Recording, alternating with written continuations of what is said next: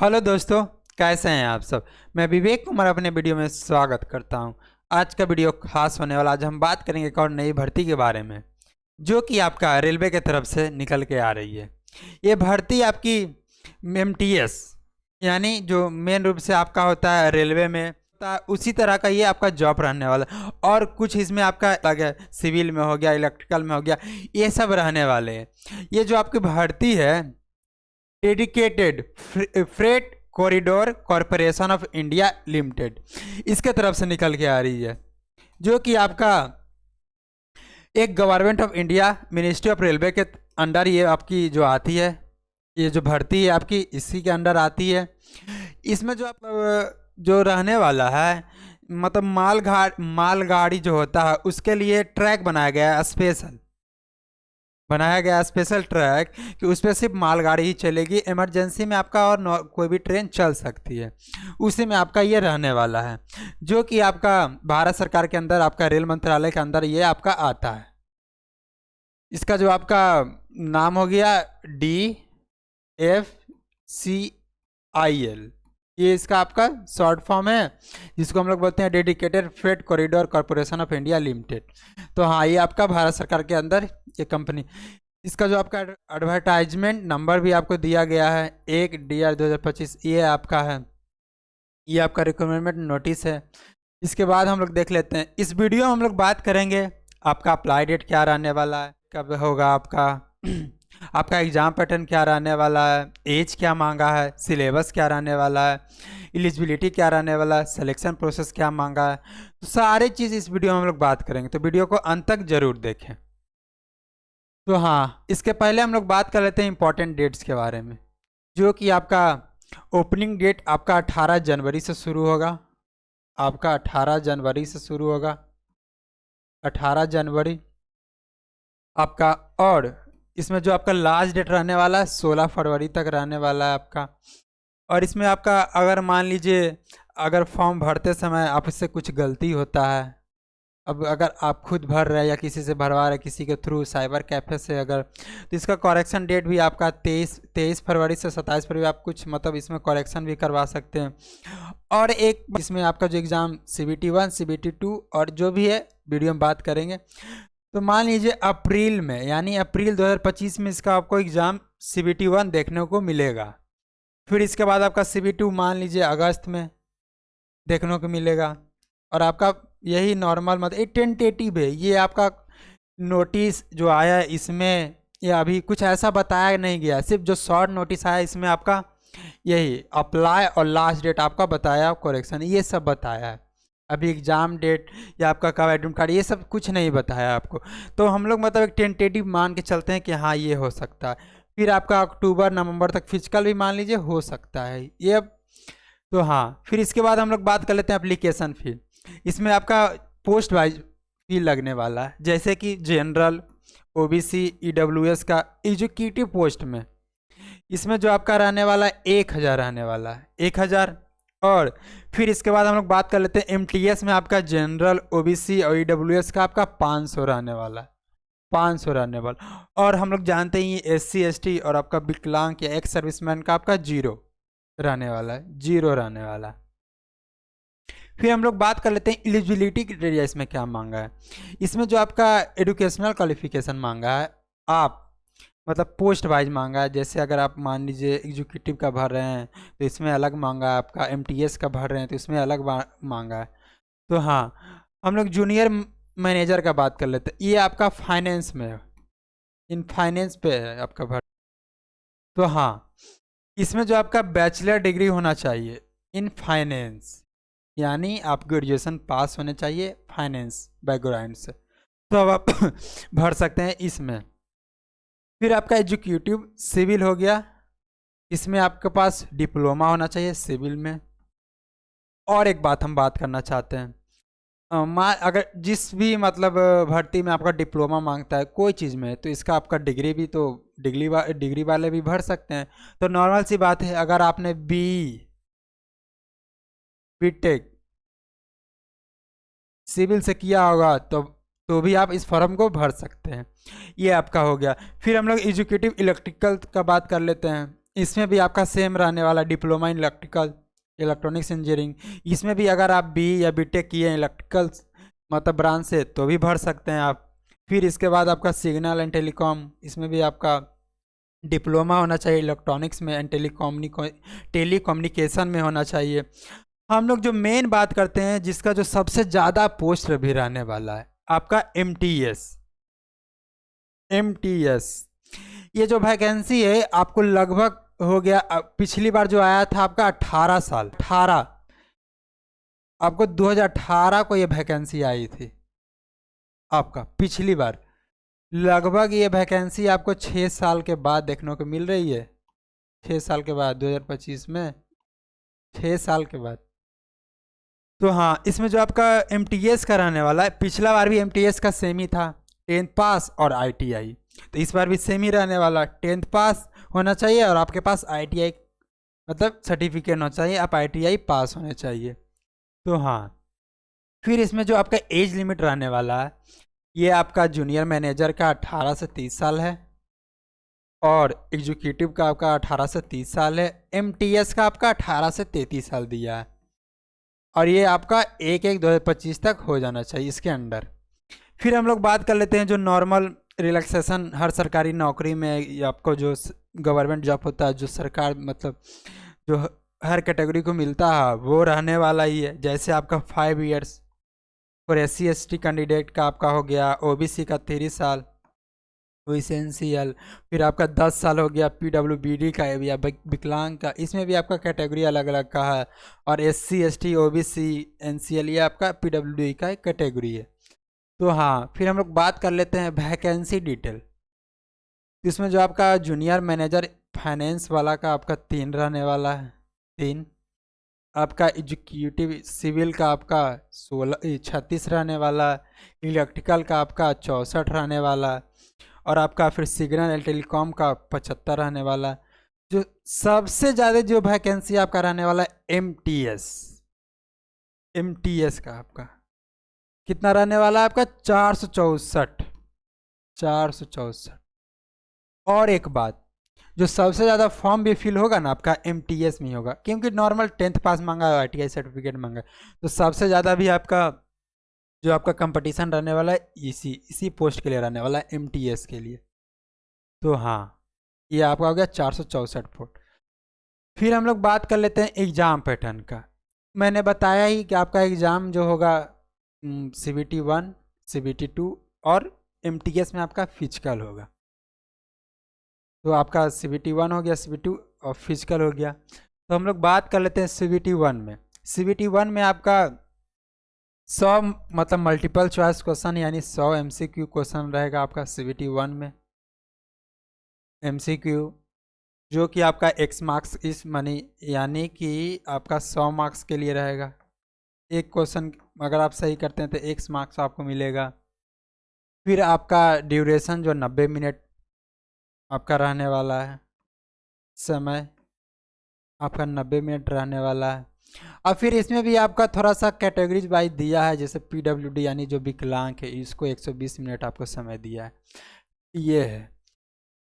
तो हाँ, फिर इसके बाद हम लोग आगे देख लेते हैं आपका इसमें जो CBT 2 रहने वाला है सब चीज़ सेम है CBT 1 के लिए, लेकिन थोड़ा सा इसमें जो क्वेश्चन का आपका है ये 120 हो जाता है और जो समय आपको मिलता है 2 घंटे का।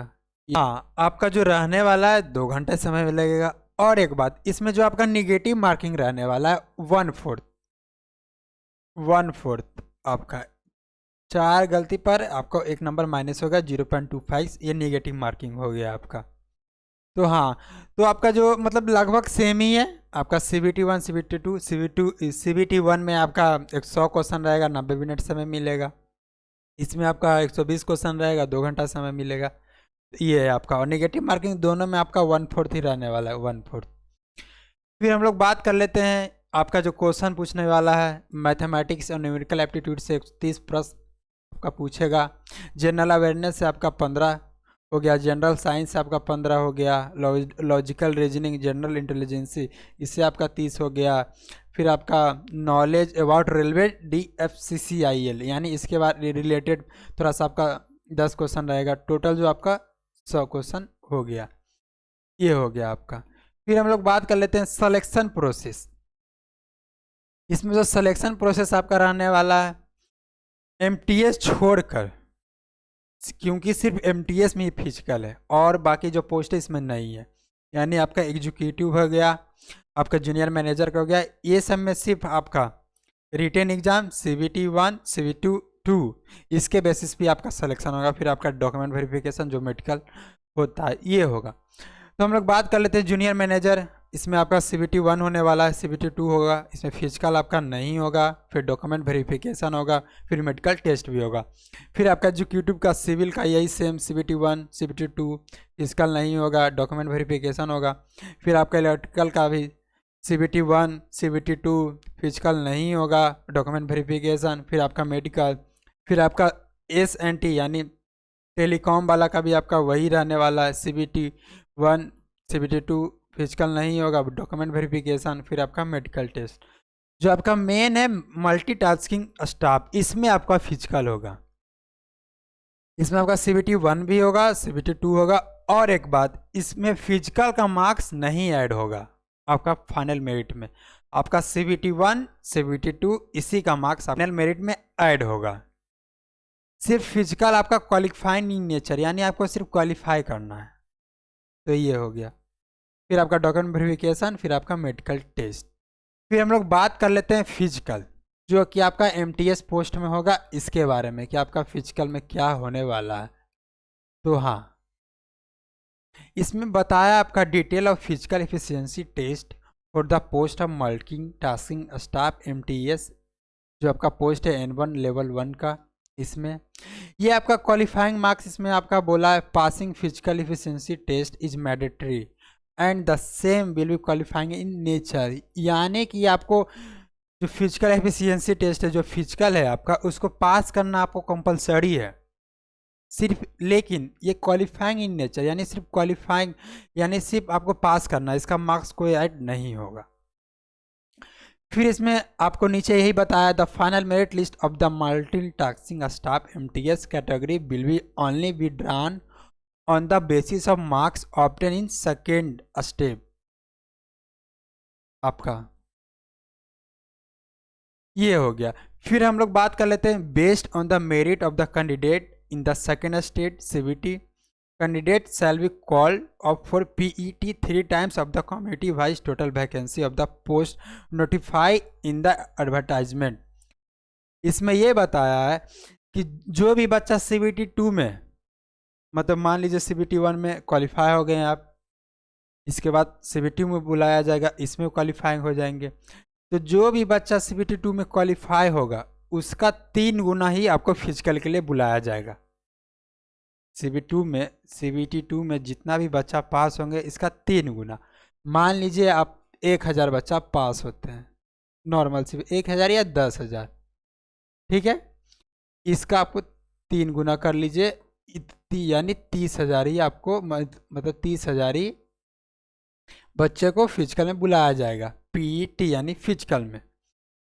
फिर इसके बाद हम बात कर लेते हैं जो आपका फिजिकल रहने वाला, आपको 35 kg वजन लेके आपको 100 मीटर तक जाना है, आपको 2 मिनट समय देगा, जैसे भी आप जा सकते हैं, रनिंग कीजिए, दौड़ के, जो भी होता है आपको। तो ये होगा, ये आपका मेल का हो गया। फीमेल का आपका 20 kg वजन रहेगा, सेम ही 100 मीटर 2 मिनट में।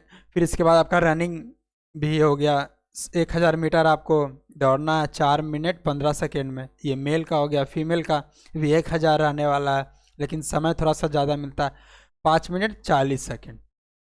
तो हाँ, इसमें जो आपका फिजिकल, यही मैंने बताया आपको, ये सिर्फ MTS पोस्ट के लिए है, तो याद रखिएगा ये सिर्फ MTS में ही सेम ही रहता है जो आपका ग्रुप D का है फिजिकल, वही।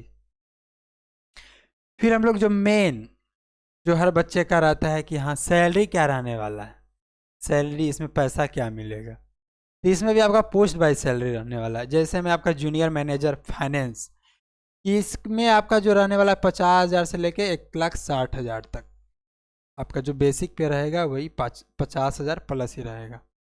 फिर इसमें आपका सिविल का हो गया जो आपका 30,000 से 1,20,000 तक रहने वाला है। फिर आपका इलेक्ट्रिकल का 30,000 से 1,20,000 पर रहने वाला। आपका ये सिविल, इलेक्ट्रिकल और टेलीकॉम, सिग्नल एंड टेलीकॉम का सेम, यानी ये तीनों का आपका सैलरी सेम है। आपका जो अलग रहने वाला है ये फाइनेंस का थोड़ा सा ऊंचा पोस्ट है, जूनियर मैनेजर का पोस्ट है, तो इसमें आपका थोड़ा सा हाई। और फिर आपका MTS जो सबसे कम आपका MTS का ही रहता है। 16,000 आपका जो रहेगा स्टार्टिंग, 16,000 से लेकर 45,000 तक आपका जाएगा।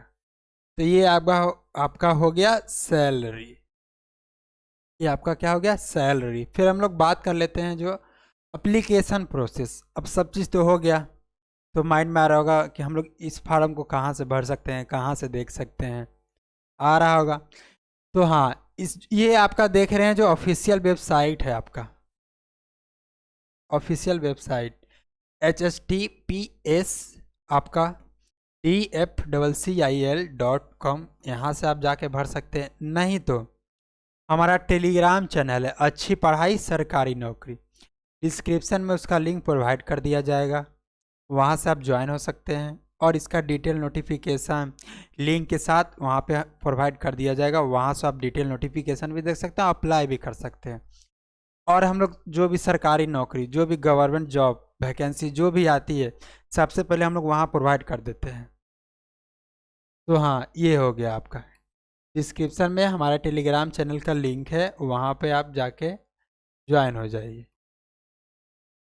ये हो गया आपका टेलीग्राम चैनल, अच्छी पढ़ाई सरकारी नौकरी, और बिल्कुल फ्री है, तो आप जाके ज्वाइन हो सकते हैं। इम्पॉर्टेंट लिंक्स, ये आपका लिंक है जो कि डिस्क्रिप्शन में प्रोवाइड कर दिया जाएगा आपको, https://tfccil.com, यहाँ से भी आप अप्लाई कर सकते हैं। तो हाँ, ये हो गया आपका ऑफिशियल लिंक, ये इम्पोर्टेंट लिंक जो है आपका। मैंने बताया ही आपका कि जो 18 जनवरी से शुरू होगा, तो याद रखिएगा 18 जनवरी से शुरू होगा। तो जो भी बच्चा आपको अगर है कि हाँ रेलवे में हम लोग नौकरी करें, जॉब करें, तो आप जाके इस फॉर्म को भर सकते हैं। अभी रेलवे मतलब अच्छा खासा वैकेंसी मतलब ला रही है अपना, अलग अलग जो होता है कैटेगरी अपने विभाग में। हाल ही में देखोगे ग्रुप डी का 32,000 कुछ वैकेंसी आया था, इस पर कुछ चल, इसको भी भराएगी वैकेंसी, लगभग 50,000 के प्लस भराएगी। क्योंकि आप देख रहे हैं जो भी मतलब आप LP ले लिए उसका भी वैकेंसी बढ़ा, टेक्नीशियन उसका भी बढ़ा, तो ग्रुप डी का भी बढ़ेगा ही। तो इसी तरह आपका ये भी, अगर जिनका भी सपना है कि हाँ मतलब सेंट्रल लेवल का जॉब करे, रेलवे में नौकरी करे, इनके लिए अच्छा सुनहरा मौका है, तो जाके इस भर्ती को भर दीजिएगा। नॉर्मल अगर आप 10th पास और ITI भी, तभी इस फॉर्म को भर सकते हैं, आप भर सकते हैं। तो हाँ, यही छोटी जानकारी इस वीडियो के माध्यम से बताना चाहते थे। अगर आपको हमारी वीडियो अच्छी लगती है तो चैनल को सब्सक्राइब करें, क्योंकि हम लोग जो भी सरकारी नौकरी, जो भी भर्ती वैकेंसी आती है, सबसे पहले हम लोग चैनल पर प्रोवाइड कर देते हैं। तो चैनल को सब्सक्राइब करें और वीडियो को लाइक करें। मिलते हैं नेक्स्ट वीडियो में। जय हिंद, जय भारत।